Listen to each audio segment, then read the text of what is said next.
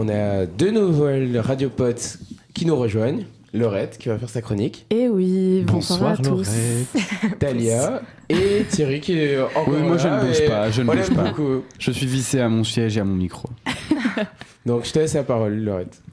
Eh bien oui, bonsoir à tous déjà. J'espère que vous allez bien. On va continuer. Sous un soleil pareil, on ne peut qu'aller bien. Oui, c'est vrai, il a fait très chaud et très beau aujourd'hui.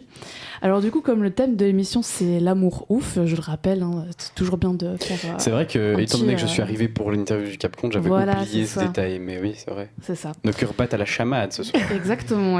Pardon, vas-y, je te laisse. Non, même pas de souci, Thierry, réagis, je t'en prie. Je me suis dit que j'allais aborder un sujet dont on parle trop peu, je trouve, et c'est l'amour de sa propre personne. C'est vrai. En gros. C'est vrai. Du coup, car comment aimer les autres si on ne s'aime pas soi-même d'abord ? Et oui, je pense que c'était un peu le point de Noé tout à l'heure d'ailleurs. Je sais pas si vous avez écouté, mais il a terminé sa chronique par... un plagiat. Je sais pas si... Non, c'était pas... Bref. Il t'a introduit, du coup là c'est... Il a introduit. Ok, parfait. Pas de bagarre. Merci. Non, pas du tout de bagarre. Pas du tout de bagarre. Ça marche. Donc, c'est le titre de ma chronique, comme vous l'aurez deviné. Et c'est un peu tabou comme sujet, j'ai l'impression, vrai, oui. L'amour de soi-même. Car on a tendance à relier ça directement au fait que ce soit narcissique ou égocentré, en fait. Oui. Donc, alors que c'est simplement la base d'une vie. Tout à fait. De s'aimer soi-même, si on n'en abuse pas, bien sûr. Parce qu'après, on peut vite tomber. Ouais, on verse vite dans le... On peut tomber vite dans mais l'égocentrisme. Oui, tout dépend de la limite que tu te mets ou que... Oui, c'est ça. Oui, c'est ça. Est-ce que vous considérez l'égocentrisme comme un défaut en soi ou plutôt comme un trait de caractère ?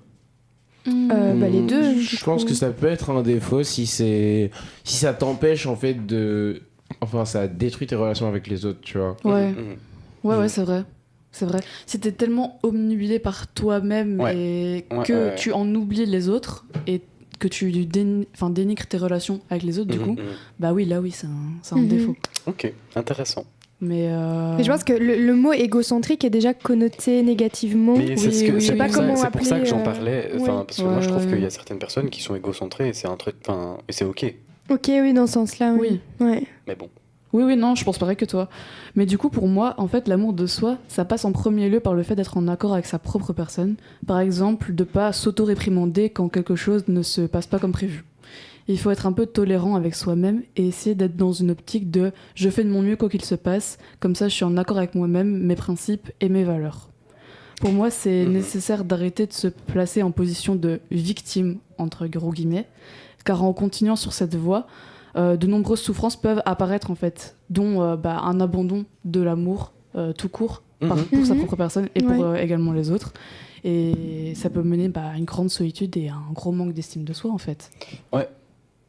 Je tiens à préciser que... Jusque-là, je suis entièrement d'accord. Oui, je ne suis pas psychologue. C'est vrai qu'on ne le voit pas à la radio, mais nous acquiesce.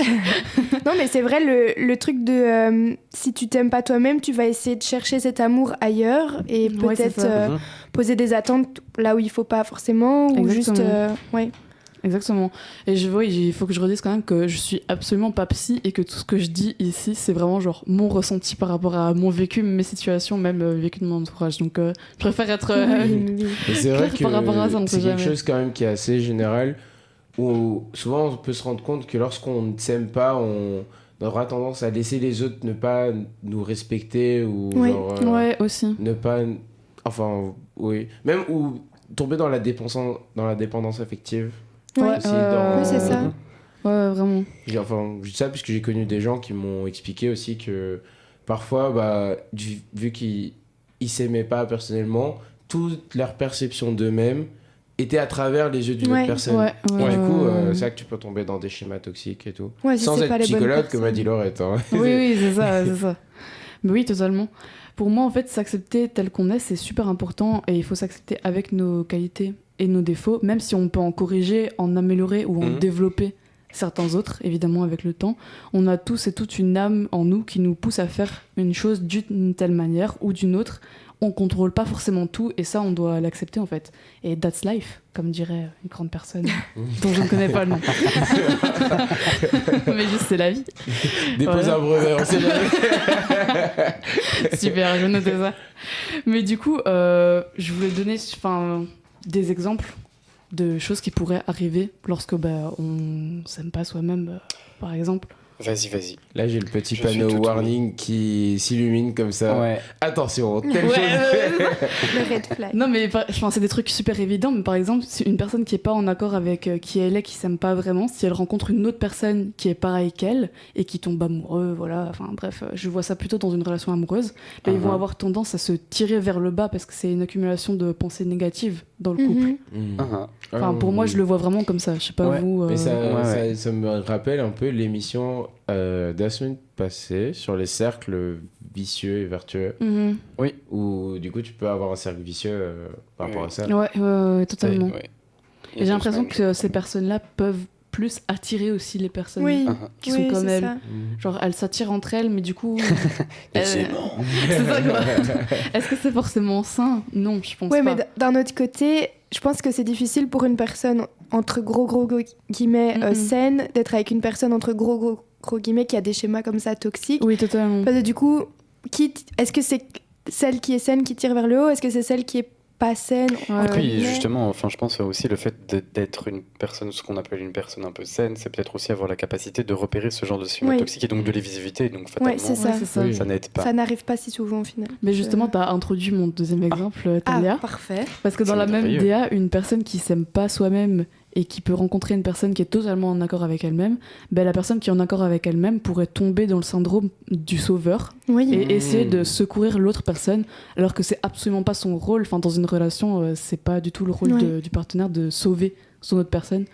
Et ta partenaire, c'est pas ton psy H24. Enfin, tu peux lui demander des conseils, mais voilà quoi. Est-ce que vous êtes d'accord avec le fait qu'on connaît tous quelqu'un enfin, on a tous connu quelqu'un à un moment dans notre vie qui était un peu dans ce schéma-là, en mode en mode je vais sauver telle personne, enfin sans le formuler comme ça parce que personne ne dit je vais le sauver. Enfin, je pense que si quelqu'un dit ça, je m'inquiète, mais oui, genre un peu, tu vois qu'elle est avec une personne qui lui fait du mal ou la tire vers le bas et après elle continue à s'obstiner en disant mais non, il a quand même un bon fond. C'est vraiment la phrase.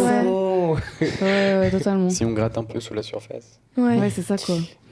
Et du coup, à l'inverse, deux personnes qui sont totalement en accord avec elles-mêmes, pour moi, en tout cas, ma vision, c'est qu'elles vont se tirer vers le haut et se soutenir, car elles jouent pas un rôle l'une vis-à-vis de l'autre. Elles savent qui elles sont et elles sont en accord avec ça.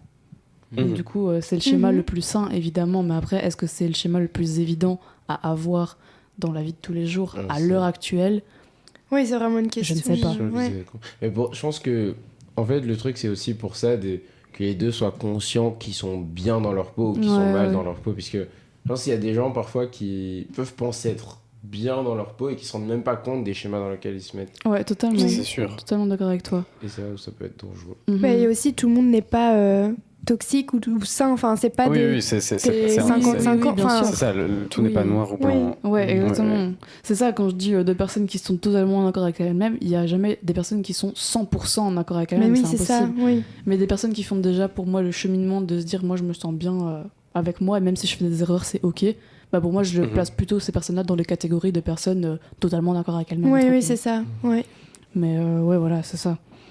Et j'ai personnellement remarqué moi dans mon entourage que la majorité des personnes qui s'aiment pas et qui sont pas en accord avec elles-mêmes sont affectées par leur passé, par un événement, une personne ou une chose qui leur a fait douter d'eux et baisser leur estime d'eux-mêmes. Je pense que c'est jamais acquis, enfin pas acquis, mais c'est jamais inné de ne pas avoir confiance en soi. Ça vient d'office d'un passé. Ouais, c'est ça. Je pense aussi, c'est ça. Et moi, je trouve ça triste parce que c'est aussi une expérience que j'ai vécue, comme je pense tout un chacun. Et à part laisser le temps faire les choses et se dire de toute façon le passé c'est le passé, je peux plus rien changer et juste oui merci voilà, c'était ma petite interprétation et juste aller vers l'avant, en fait c'est la seule chose qu'on peut faire parce que pourquoi ressasser le passé alors qu'on peut vivre le présent et encore plus espérer le futur quoi. Exactement. Tu as introduit ma chronique. Quelle note pour conclure, c'est merveilleux.